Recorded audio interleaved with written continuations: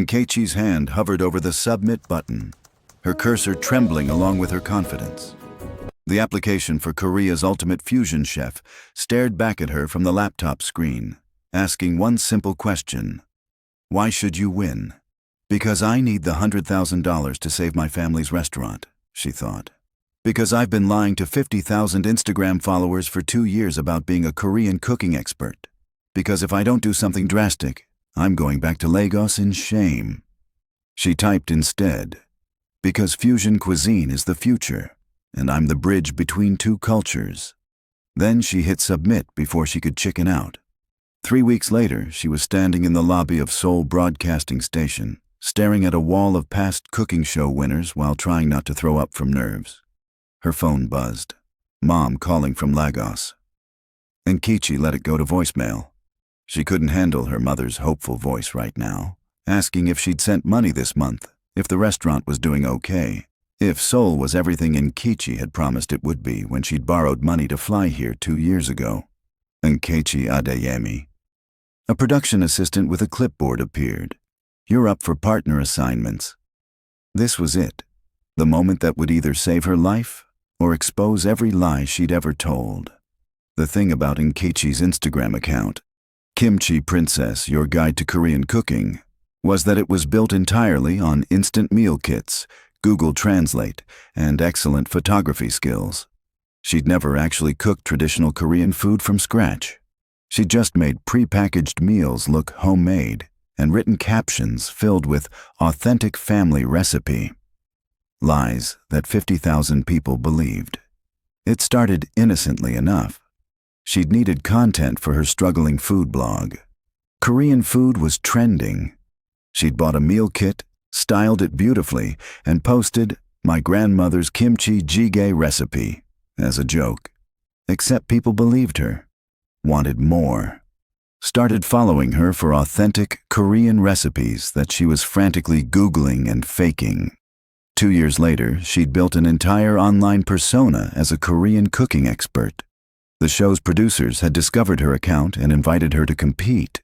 And like an idiot, she'd said yes because $100,000 would save her family's failing Nigerian restaurant back home and prove she hadn't wasted 2 years in Seoul for nothing. Now she was about to be paired with a professional Korean chef for an 8-week televised competition, and she was definitely going to be exposed as a fraud on national television. Nkechi Adeyemi, the host announced, her voice echoing through the studio. Your partner for Korea's Ultimate Fusion Chef is... A dramatic pause. Cameras swiveled. Kang Min-woo, the studio audience applauded. Nkechi's stomach dropped.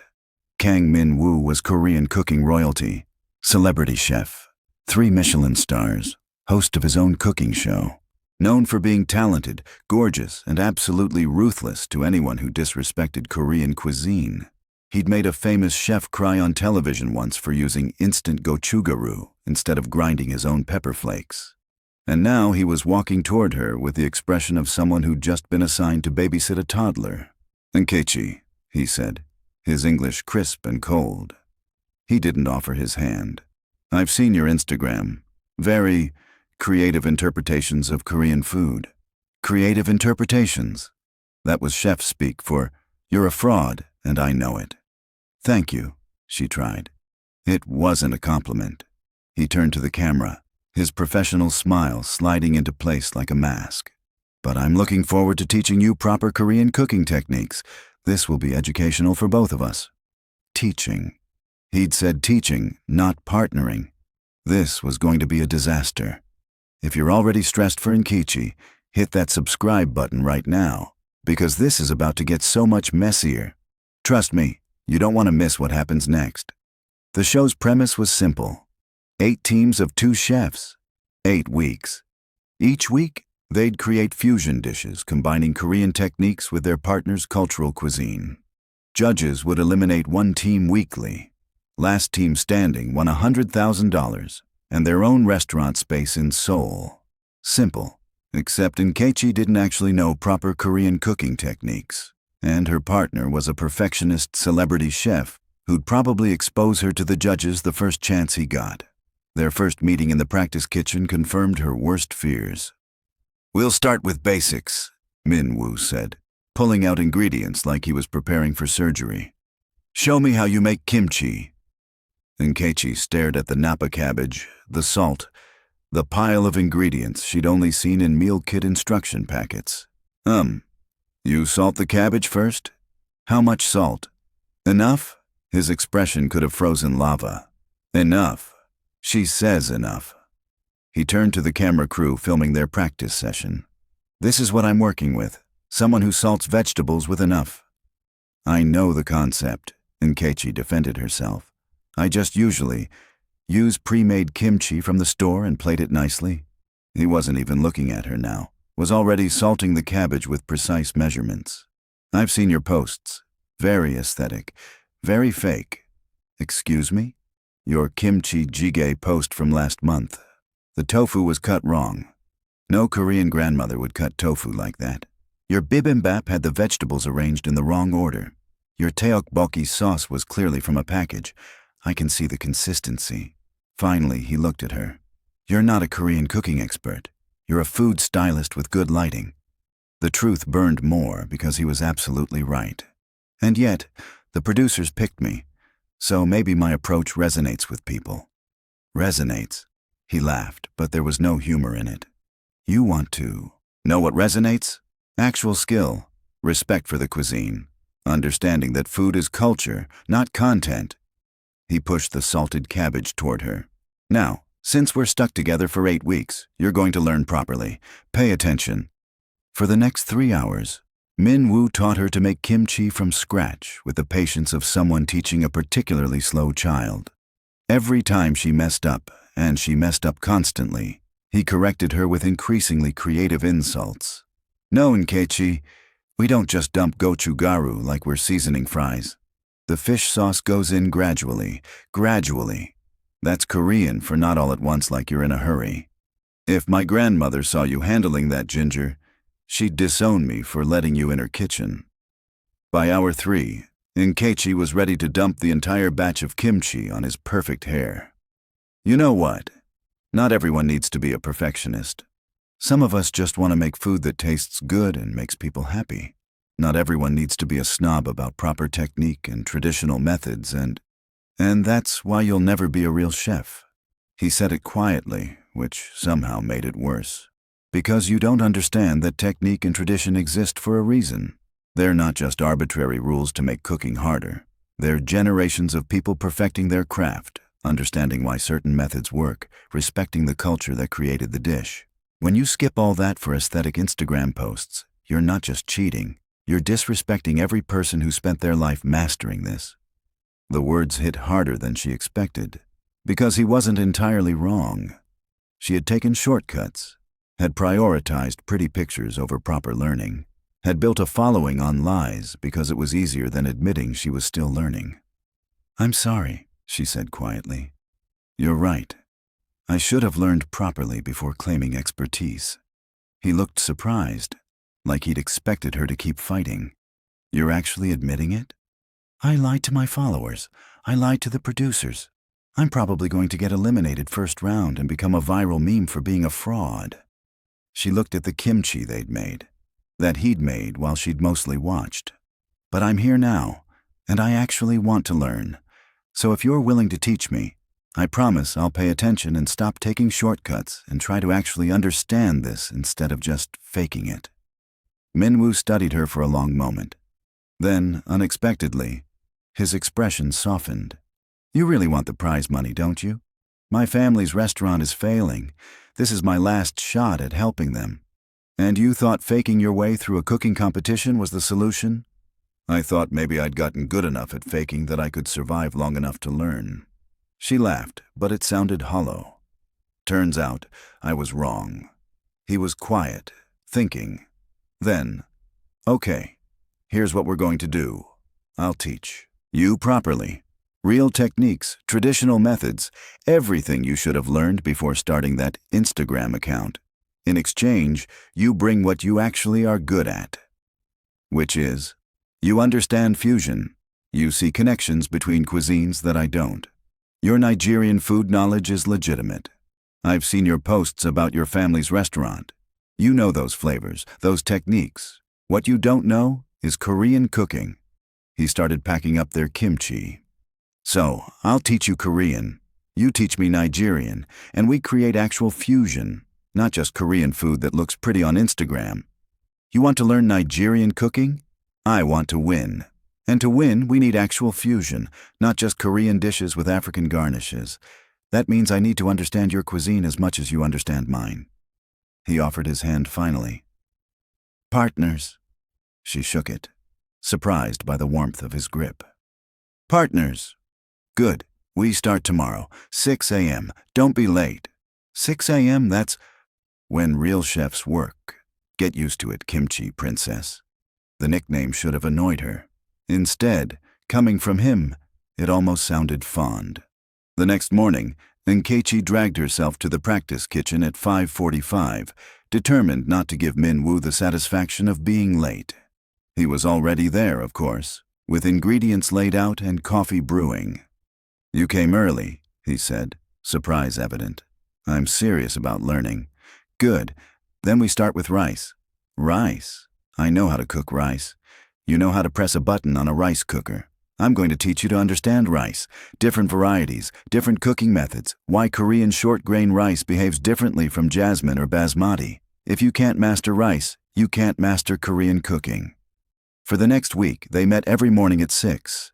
Min-woo taught her the fundamentals she'd skipped: knife skills, heat control, understanding how ingredients interact, the science behind fermentation. He was demanding, critical, and absolutely refused to let her take shortcuts. But he was also patient in a way she didn't expect. When she messed up, he explained why. When she got frustrated, he showed her again. And slowly, gradually, she started actually understanding Korean cooking instead of just faking it. In exchange, she taught him about Nigerian cuisine, the complexity of pepper soups, the art of jollof rice, the technique behind properly seasoned egusi, the patience required for chin-chin. Your food is nothing like I expected, he admitted one morning, tasting her pepper soup. It's subtle, complex, layers of flavor. Did you think African food was going to be basic? I didn't think about African food at all, he admitted. That was ignorant of me. Your cuisine has as much depth as Korean cooking. I just never bothered to learn. So we're both teaching each other. That's what partners do. He smiled, and it was the first genuine smile she'd seen from him. It transformed. His whole face made him look younger, less intimidating. Try this. He offered her a spoonful of what he was working on: kimchi spiced pepper soup. The fusion of Korean fermented heat and Nigerian pepper warmth was incredible. That's amazing, she breathed. That's us figuring this out together. His eyes met hers over the spoon, and something shifted in the air between them. You're getting better, Nkechi. Faster than I expected. I have a good teacher. You're a good student when you stop pretending you know everything. They both laughed, and Nkechi realized that somewhere between "you're a fraud" and now, they'd become friends. Maybe something more than friends, based on the way her heart rate picked up when he stood this close. Drop a comment right now if you're already shipping them, because this is just the beginning. And hit that like button if you want to see where this goes. Week 1 of competition arrived. Theme: traditional meets modern. Their dish: kimchi jollof rice with Korean-style suya beef and fermented pepper sauce. In the test kitchen, they moved like they'd been cooking together for years instead of days. Nkechi handled the jollof base while Min-woo prepared the kimchi juice that would add fermented depth. They'd practiced this dish a dozen times, perfecting the balance between Nigerian and Korean flavors. Rice is good, he said, tasting. Needs more seasoning? The kimchi juice will bring salt. Trust me. I do trust you. He said it simply, like it wasn't a huge admission for someone who'd called her a fraud a week ago. They plated, presented, held their breath while judges tasted. This is exceptional, the head judge said. The kimchi brings umami depth to the jollof without overwhelming it. The suya spice blend works surprisingly well with Korean techniques. This is genuine fusion, not just mixing ingredients, but understanding both cuisines deeply enough to create something new. They were safe. Advancing to week 2. That night, after filming Wrapped, Min-woo took Nkechi to a pojangmatcha, a Korean street food tent, to celebrate. "I didn't think we'd survive round 1, she admitted over soju and tteokbokki. "Why not? We're good together. A week ago, you hated me. I didn't hate you. I hated that you were disrespecting Korean cooking. But you—" He poured more soju. "You're not who I thought you were. You're not a fake. You just took shortcuts because you were scared. I understand that now. What made you change your mind? When you admitted you were wrong. When you actually wanted to learn instead of just defending your ego. That's when I knew we could work." He clinked his glass against hers. "To partnership." "To partnership," she echoed. They drank. The soju was strong, loosening tongues. "Can I ask you something?" Nkechi ventured. "Why do you care so much about traditional cooking? You're famous. You could coast on your reputation. Why push so hard for perfection?" Min-woo was quiet for a long moment. "My grandmother raised me. She was a pojangmatcha owner. Sold tteokbokki and odeng on the street for 40 years. Everyone said she should modernize, get a real restaurant, change her recipes to be more fusion or trendy. But she refused. She said her recipes were perfect because generations had perfected them. She said respecting tradition wasn't about being stuck in the past. It was about honoring everyone who came before. She sounds amazing. She was. She died 3 years ago. Left me her recipe books and a note telling me to protect Korean cooking from people who'd water it down for trends." He smiled sadly. "When I saw your Instagram, I saw everything she warned me about. Someone making Korean food a trend instead of a tradition. That's why I was so harsh. I'm sorry. I didn't understand what I was doing. I know that now. And Nkechi?" He looked at her, really looked at her. "You're not watering anything down anymore. You're actually creating something she would have respected. Real fusion that honors both cultures." The sincerity in his voice made her chest tight. "Thank you for teaching me. For giving me a chance instead of just exposing me. Thank you for being willing to learn. Most people just get defensive." He poured more soju. "And honestly, your Nigerian cooking is incredible. I've learned as much from you as you've learned from me. So we're even. We're partners." He held out his pinky. "Partners until the end?" She linked her pinky with his, the gesture childish and sweet, and somehow more intimate than a handshake. Partners until the end. Week 2. Theme: Comfort Food Reimagined. They created kimchi spiced puff puff with gochujang caramel and fermented pepper dipping sauce. The combination of Nigerian street food and Korean flavors earned them the highest score of the night. Week 3. Street food elevated. Korean-Nigerian fusion tacos with bulgogi suya, kimchi slaw, and pepper jollof rice. Another win. With each week, they got better. Not just at cooking, but at reading each other. Nkechi learned to anticipate when Min-woo needed her to take over. He learned when she needed space to experiment. They developed a rhythm that felt less like partnership and more like choreography. But they also grew closer in ways that had nothing to do with cooking.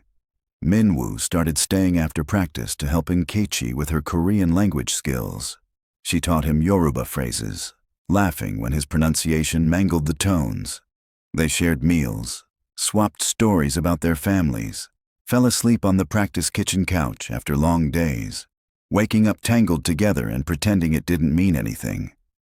"You're falling for him," her roommate observed one night. "The way you talk about Min-woo, that's not just professional respect. We're partners, friends. Friends don't look at each other the way you two look at each other." But Nkechi couldn't let herself think about that, because in 4 more weeks, the competition would end. She'd either win and go back to Lagos with the prize money, or lose and go back in shame. Either way, she'd leave. And Min-woo's life was here. His restaurant, his career, his grandmother's legacy. There was no future in falling for her temporary partner. Except her heart apparently hadn't received that memo. Week 4 arrived with a twist. Mystery Box Challenge. Ingredients from your partner's childhood. The producers had contacted their families. Min-woo's box contained ingredients from his grandmother's pojangmatcha, and Keiichi's contained ingredients from her family's restaurant in Lagos. They had 2 hours to create a dish that honored both their childhoods. In the practice kitchen the night before, they planned strategy. My grandmother's signature was tteokbokki, Min-woo said, pulling out the rice cakes. But she made it different from everyone else. She added... He paused, emotion flickering across his face. I don't know. She never wrote it down. Said I should have learned by watching. Did you watch? I was a stupid teenager. I was embarrassed by her street food cart. Wanted her to open a fancy restaurant. Never paid attention when she cooked because I thought I'd have forever to learn. His voice cracked. She died before I could tell her I was wrong, that her food was perfect, that I should have listened.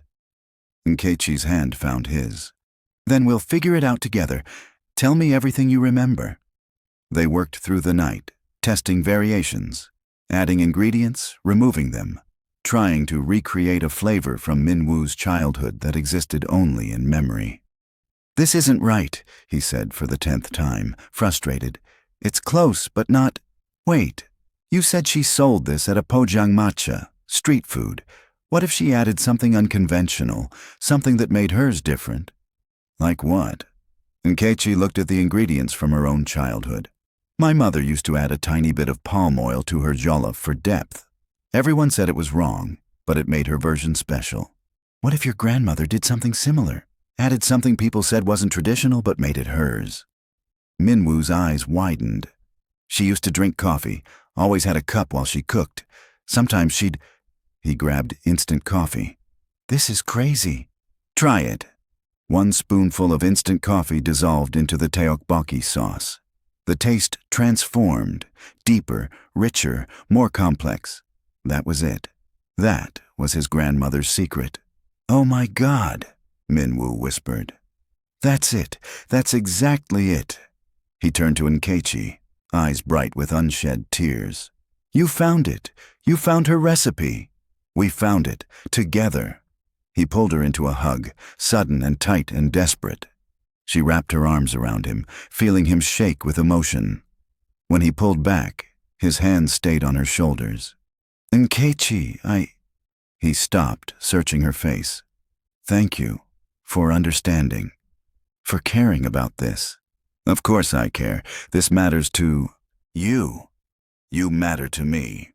He said it quietly, but the words landed like thunder. More than you should.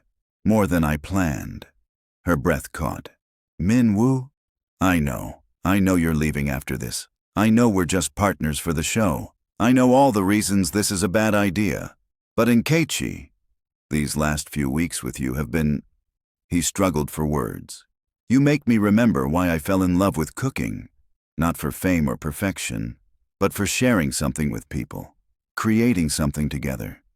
You make everything better. She should step back. Should remind him about the impossibility of this. Instead, she heard herself say, You matter to me too. So much it scares me. Then why are we fighting this? Because I leave. Because your life is here. Because... He kissed her, soft and tentative and tasting like coffee in the late hour, and promises neither of them should make. She kissed back, threading her fingers through his hair, pulling him closer, letting herself have this moment even though it was foolish. When they broke apart, both breathing hard, Min-woo rested his forehead against hers. We'll figure it out, he whispered. After the competition, we'll figure out how to make this work. How? I have to go back to Lagos. My family... Then I'll come with you.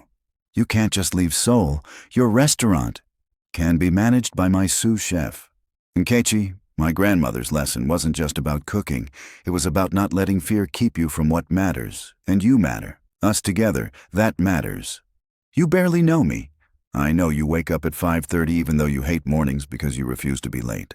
I know you cry when you talk to your mother because you miss home, but won't tell her how much you're struggling. I know you sing off key when you think no one's listening. I know you're the hardest worker I've ever met and the kindest person I've ever cooked with. I know enough. She kissed him again, longer this time, letting herself believe that maybe, impossibly, they could figure this out.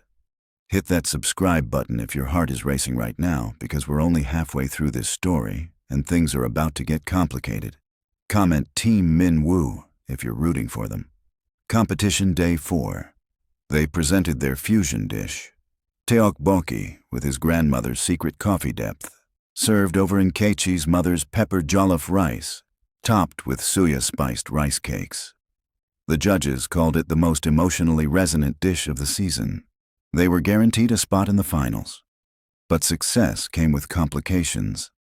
As they advanced, media attention intensified. Nkechi's Instagram followers discovered she was on the show, started questioning her expertise again. Food bloggers dug up her old posts, pointing out the meal kit evidence, calling her a fraud. The Kimchi Princess exposed. Influencer faked Korean cooking expertise, read one headline. From meal kits to Michelin stars, how Nkechi Adeyemi tricked her way onto Korean television, read another. The show's producers called an emergency meeting. We need to address this. The fraud allegations could tank our ratings. She wasn't fraudulent, Min-woo said immediately. She was learning. There's a difference. The public doesn't see it that way. Then we change how they see it. Min-woo turned to Nkechi. Let me do an interview.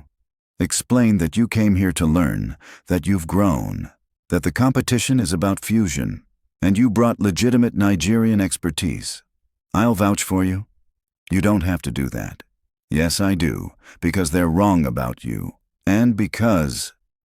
He glanced at the producers, then back to her. Because you're not just my partner, you're more than that. The producer's eyes lit up. Wait, are you two? None of your business, Min-woo said firmly. What matters is that Nkechi is a legitimate chef who's been working incredibly hard. If you want a story, tell that one. The interview aired. Min-woo was articulate and passionate, defending Nkechi's journey from Instagram influencer trying to fake expertise to chef genuinely learning and growing. He emphasized her Nigerian cooking skills, her work ethic, her creativity. But he also let slip, just slightly, that they'd become close, that she'd helped him reconnect with his grandmother's memory, that cooking with her had reminded him why he loved this work. The public ate it up. Kimchi Princess started trending, but this time positively. Viewers loved the redemption arc, the romance angle, two chefs from different worlds finding each other through food. It should have made Nkechi happy. Instead, it made everything more complicated. They think we're a publicity stunt, she told Min-woo after reading comments. Half these people think the romance is fake, manufactured for ratings. Does it matter what they think? It matters if it's true. He stopped cooking, turned to face her fully. You think this is fake? You think I'm pretending? I think we got caught up in the intensity of competition. I think we're confusing partnership chemistry with actual feelings. I think you're scared. He said it gently. I think you're looking for reasons this won't work because you're afraid of what happens if it does work. Of course I'm scared. In 2 weeks this ends. The competition, the partnership, all of it. I go back to Lagos. You stay here. We go back to our separate lives, and this was just, what? A beautiful summer romance? A cooking show subplot? It was real, is real, and I meant what I said about coming to Lagos. Min-woo, you can't just uproot your entire life. Why not? You uprooted yours to come here. You risked everything on a cooking competition you weren't qualified for because you were desperate to save your family. That's brave. That's love. So why can't I be brave? Why can't I choose love? The word hung between them. Love. He'd said love. Min-woo. I'm in love with you, Nkechi. I don't know when it happened. Maybe when you admitted you were wrong and actually wanted to learn. Maybe when you helped me find my grandmother's recipe. Maybe the first morning you showed up at 5:45 because you refused to be late. But I know I'm in love with you. And I know that's terrifying and complicated and possibly stupid. But it's true. Her eyes filled with tears. I'm in love with you too, but that doesn't solve our geography problem.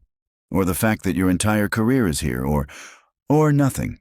If you love me and I love you, we'll figure out the rest. That's what people who love each other do. They figure it out. He cupped her face. Unless you don't want to figure it out. Unless I'm alone in thinking this is worth fighting for? You're not alone, she whispered. I'm terrified because I want this so much. Because what if we can't make it work? What if... He kissed her quiet. When he pulled back, he was smiling. What if it does work? What if we're amazing together, not just in the kitchen but everywhere? What if this is the beginning of something incredible instead of the end of something temporary? You're very optimistic for someone who called me a fraud 4 weeks ago. You've grown on me. Like kimchi. He kissed her nose. Fermented. Acquired taste. But once you appreciate the complexity, irreplaceable. Did you just compare me to fermented cabbage? I compared you to kimchi. It's a compliment in Korean culture. She laughed despite the tears. I love you, even when you compare me to vegetables. I love you even when you can't pronounce gochujang properly. I'm getting better. You're perfect. He said it seriously now. Mispronunciations and all. You're perfect for me. They kissed again, and for a moment, the future didn't seem so impossible. Finals week arrived. 2 teams left. Theme: create a 7-course meal representing your journey together. Kang Min-woo had 1 week to plan, shop, and execute 7 dishes that told their story, from enemies to partners to something that neither had quite put words to yet, though love was getting closer every day. Course 1 has to be the disaster, Min-woo said, planning. Show where we started.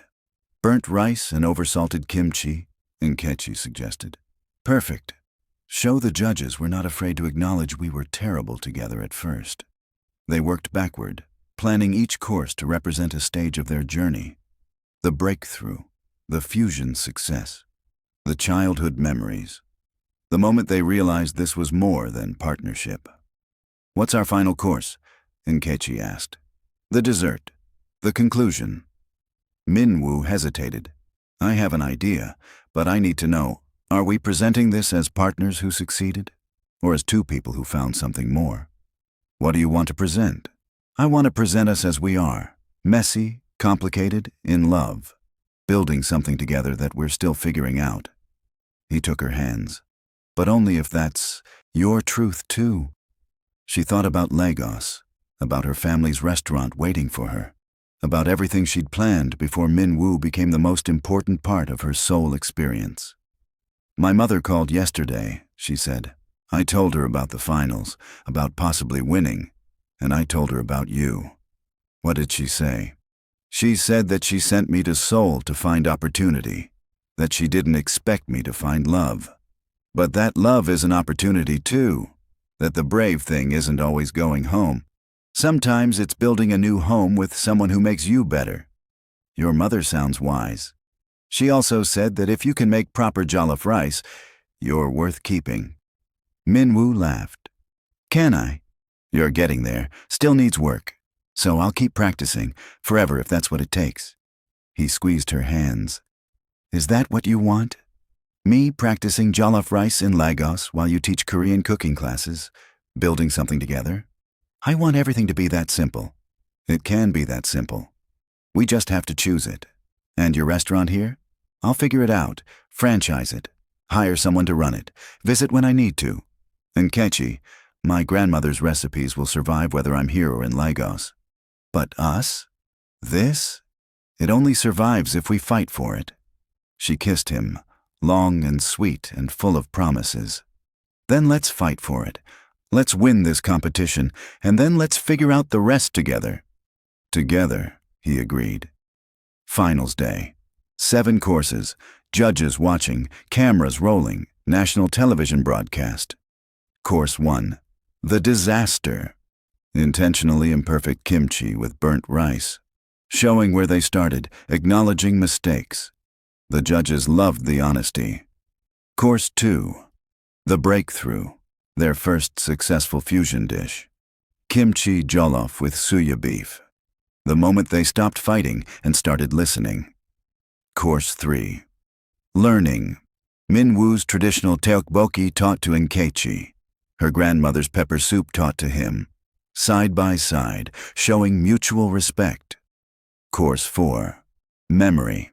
His grandmother's secret recipe. Her mother's palm oil trick, honoring the women who taught them that cooking is love made edible. Course 5. Innovation.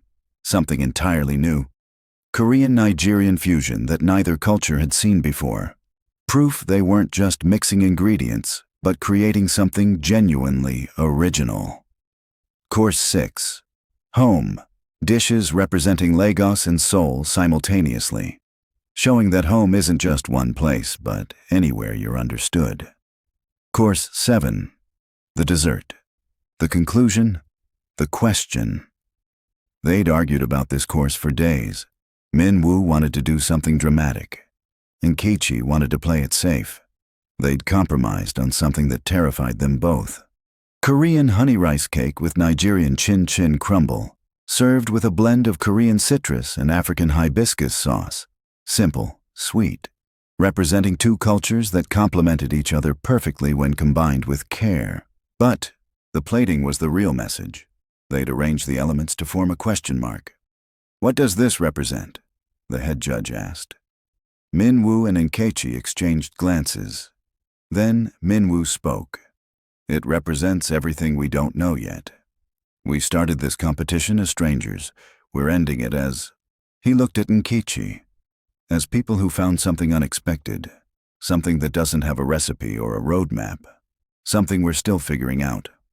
It represents the question we're asking each other," Nkechi added. "What comes next? Do we go back to separate lives, or do we build something new together?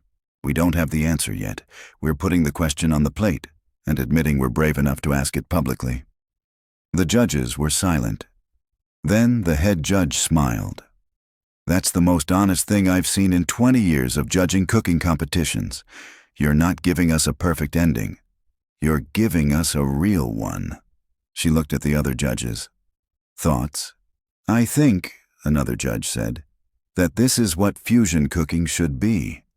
Not just mixing flavors, but mixing lives, asking hard questions, being brave enough to not have all the answers."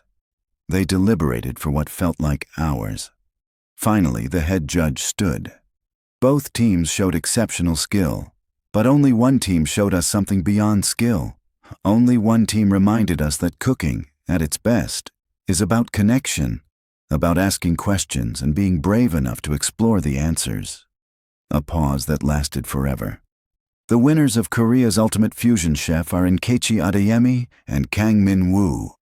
They'd won $100,000, a restaurant space in Seoul for 1 year, media attention, validation.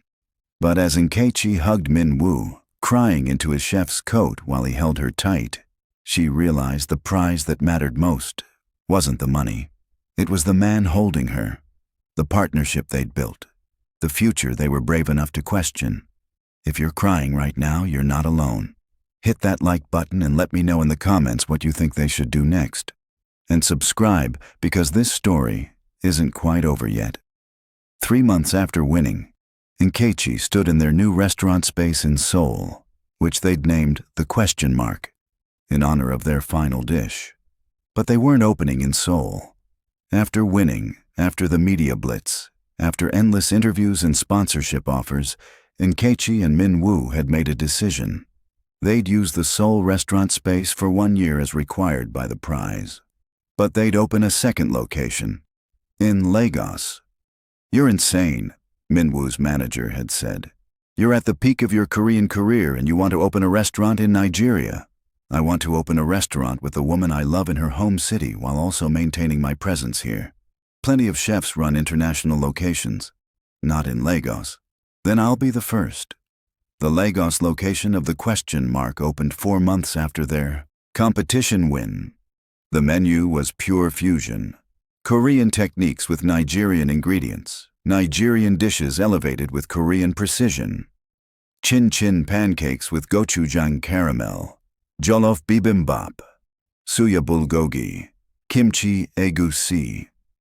Nkechi's family restaurant, the one she'd been trying to save, became their supplier. Her mother's recipes, her father's sourcing knowledge, her siblings' serving skills. The family business she'd left to save had become part of the new family business she was building. "I can't believe you gave up Seoul for this," her mother said on opening night, watching Min-woo expertly train Nigerian kitchen staff on Korean knife techniques. "I didn't give up Seoul.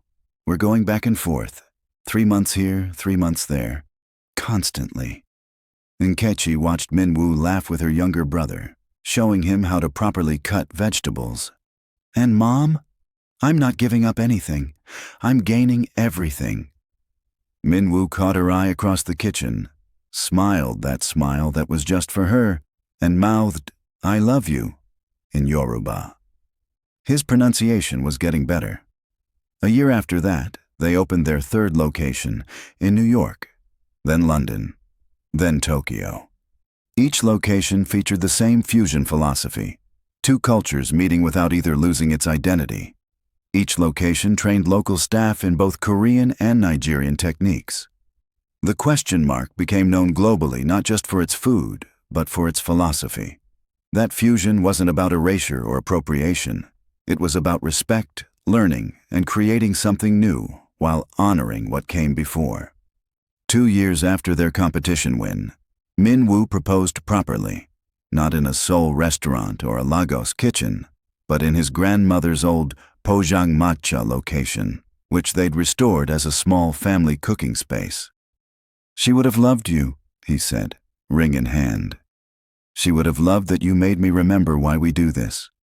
Not for fame or perfection, but for connection, for bringing people together, for making something bigger than ourselves."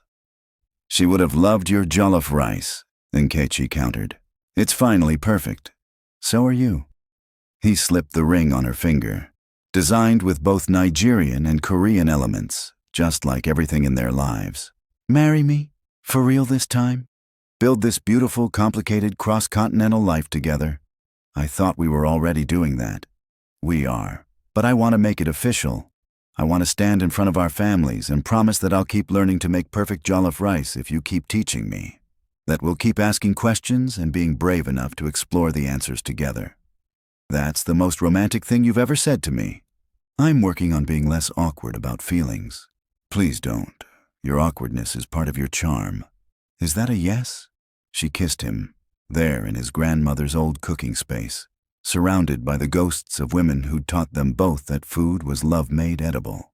"A yes. 1,000 times yes. Let's build this impossible, beautiful life together." They married 6 months later in a fusion ceremony that made both families cry. Half in Seoul, half in Lagos, live streamed so everyone in both cities could attend. Nkechi wore Nigerian attire for the Lagos portion, hanbok for the Seoul portion. Min-woo wore both, switching halfway through. The reception featured food from both cultures. Guests ate kimchi jollof rice and suya bulgogi, chin-chin pancakes and tteokbokki. Every dish told their story, of 2 strangers who'd started as enemies and built something neither could have imagined alone. To asking questions, Nkechi toasted at the reception, raising her glass. To being brave enough to explore the answers, Min-woo added, his arm around her waist. To fusion, someone shouted. To love, Nkechi's mother corrected. To both, Min-woo said, kissing his wife while 2 continents of family applauded. Because really, what's the difference? 5 years later, the question mark had locations on 4 continents. Nkechi and Min-woo split their time between Seoul and Lagos, never staying in one place long enough to forget the other, teaching their restaurant managers the most important lesson. Fusion isn't just about food. It's about being brave enough to blend lives, cultures, and dreams into something that honors all its parts. And every year, on the anniversary of their competition win, they closed all their restaurants for one day and opened free cooking classes, teaching anyone who wanted to learn that great cooking, like great love, required respect, patience, and the courage to try something new. Do you ever regret it? A student asked Nkechi once. Giving up your Instagram fame? The easy path. I didn't give up anything, Nkechi said, watching Min-woo teach a group of teenagers how to make kimchi properly. I traded fake expertise for real knowledge. I traded easy shortcuts for hard work. I traded likes for love. Best trade I ever made. Even though it was harder, especially because it was harder, the best things always are. That night, back in their Seoul apartment, Min-woo found Nkechi scrolling through her old Instagram posts. Why are you looking at those? Remembering who I was, the fraud who faked Korean cooking, who built a following on lies. That wasn't a fraud. That was someone doing her best with what she knew. Someone brave enough to take a risk even though she wasn't qualified. Someone who, when given the chance to really learn, didn't waste it. You called me a fraud. I was wrong. You weren't a fraud. You were someone still becoming. We all are. She closed the app, turned to her husband. I'm thinking about posting again, but honestly this time, about our restaurants, our journey, the real story. What would you say? I'd say that 5 years ago, I lied about being a Korean cooking expert to build a following, that I faked my way onto a cooking show I wasn't qualified for, that I got paired with a chef who saw through my lies and forced me to learn properly, that I fell in love with him and with Korean cooking and with the person I could become when I stopped taking shortcuts. That's a good story. Is it honest enough? Honesty isn't about perfection. It's about admitting where you've been and showing where you are now. Your story is that you were willing to change, to learn, to admit you were wrong and do better. That's inspirational. She posted the story that night. The response was overwhelming. Not criticism, but support. Messages from people who'd also faked expertise, who'd taken shortcuts, who were inspired to stop performing and start learning. You started a movement, Min-woo said, reading comments. People are calling it the Kimchi Princess Effect. Stop faking. Start learning. That's ridiculous. That's beautiful. He pulled her close. You took your biggest mistake and turned it into a lesson, into something that helps people. That's what the best chefs do. Transform ingredients into something better. You transformed yourself. We transformed each other. So what's next? What other questions should we ask? She thought about it, about the restaurants they'd built, the cultures they'd bridged, the life they'd created from a competition partnership and a $100,000 prize. I think, she said slowly, we should ask, what would it look like to teach this? Really teach it. Not just cooking classes, but a whole program. Teaching people fusion cooking, cultural respect, how to honor traditions while creating something new. We could call it the Question Mark Academy. Min-woo finished. Teaching people to ask better questions. Teaching people that the best answers come from understanding multiple perspectives. Teaching people that fusion, in cooking and in life, requires respect, patience, and love. Should we do it? We should absolutely do it. He kissed her forehead. What's one more impossible thing for two people who've built an international restaurant empire from a cooking competition? When you put it that way. We're pretty good at impossible things, Kimchi Princess. Stop calling me that. Never. It's how this started. Fine, then you're forever grumpy chef. I've been called worse. They launched the Question Mark Academy 8 months later, teaching fusion cooking to students from around the world, emphasizing cultural respect, traditional techniques, and the courage to create something new. Every class ended the same way, with students creating a fusion dish representing their own cultural background combined with something new they'd learned. What's your question? Became the Academy's motto. Not, here's the answer, but, what are you brave enough to ask? 10 years after their competition win, Nkechi and Min-woo stood in their original Seoul restaurant, now the Academy's flagship location, watching their first graduating class present their final fusion dishes. Do you remember, Nkechi whispered, when you told me I was a fraud who would never be a real chef? My worst moment, right before my best moment. What was your best moment? When you proved me wrong. When you showed me that being a real chef isn't about perfection. It's about passion, respect, willingness to learn. You taught me that. He squeezed her hand. You taught me everything that matters. You taught me Korean cooking. You taught me how to see food as connection instead of competition, how to love someone from a completely different background and build a life that honors both our cultures, how to be brave enough to ask questions instead of pretending I have all the answers. We're pretty good teachers. We're better together. They watched their students, Korean and African and European and South American, all creating fusion dishes that told their unique stories, all asking questions instead of claiming expertise, all brave enough to honor where they came from while creating something new. Worth it? Min-woo asked. All of this? The struggle? The years of flying between continents? Building something this big from a cooking competition? Every second, Nkechi said, leaning into him. Every single second. No regrets? Only that I didn't meet you sooner. We met exactly when we were supposed to. You weren't ready for me before that competition. I wasn't ready for you. And now? Now we're perfect. He kissed her temple. Not because we're finished becoming who we'll be, but because we're becoming together. Nkechi looked around their academy, their restaurant, their impossible dream made real through fusion and love, and the courage to ask questions without knowing all the answers.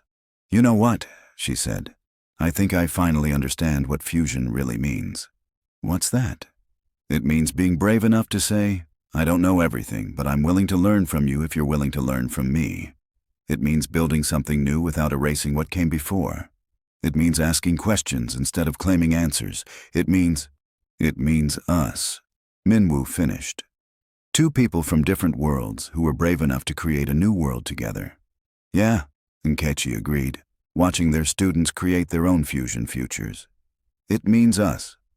And somewhere in Seoul, in a restaurant named after a question mark, two cultures continued to cook together, continued to learn from each other, continued to prove that the best recipe for anything, cooking, love, life, was respect, patience, and the courage to try something new. Thank you for reading this entire journey. If this story made you hungry, made you cry, or made you believe in the power of cultural fusion and unexpected love, hit that subscribe button right now. Drop a comment telling me your favorite moment. Was it the first kimchi lesson? The competition win? The proposal? And please, please hit that like button because stories like this take time and heart to create. Would you try kimchi jollof rice? Have you ever faked expertise in something? What fusion dish would you create? Tell me everything in the comments below. And remember, the best things in life come from being brave enough to ask questions you don't have answers to yet, whether that's in cooking, in love, or in building the life you dream of. Until next time, keep creating, keep learning, and keep asking questions. This is your reminder that it's never too late to stop faking and start becoming.